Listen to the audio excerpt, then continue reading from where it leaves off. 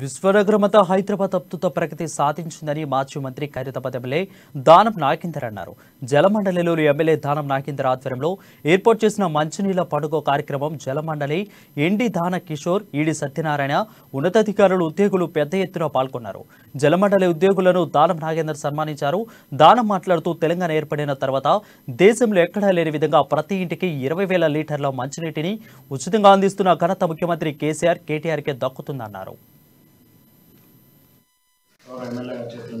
అదే విధంగా మనం చూసినట్టయితే మేము ఎప్పటి నుంచో డిమాండ్ పెట్టుంటే అప్పట్లో సుంకేశ్వర్ నుంచి మరి ఆ డెడ్ స్టోరేజ్ నుంచి వాటర్ తీసుకురావాలంటే మరి ఎండి గారు ఆలోచించి కేటీఆర్ గారి నాయకత్వంలో కేటీఆర్ గారు ఆలోచించి హైదరాబాద్ సిటీకి మంచినీటి ఎద్దడి ఉండొద్దు, 24 గంటల రోజు మంచినీళ్ళు ఇచ్చేయాలన్నటువంటి ఆలోచనతో సుంకేశ్వర ప్రాజెక్ట్ ఏదైతే స్టార్ట్ అయిందో ఈ రోజు మనం చూసినట్టు ఒక్కసారి అది కంప్లీట్ అయిపోతే ఫుల్ ప్లేస్ లో కమిషన్ అయిపోతే ఇక హైదరాబాద్ సిటీలో హైదరాబాద్ అంటే కేవలం ఈ హైదరాబాద్ ఈ సిటీ కాదు, అంటే మొత్తం గ్రేటర్ హైదరాబాద్ మొత్తం కూడా నీటి సమస్య పరిష్కారం అవుతుంది.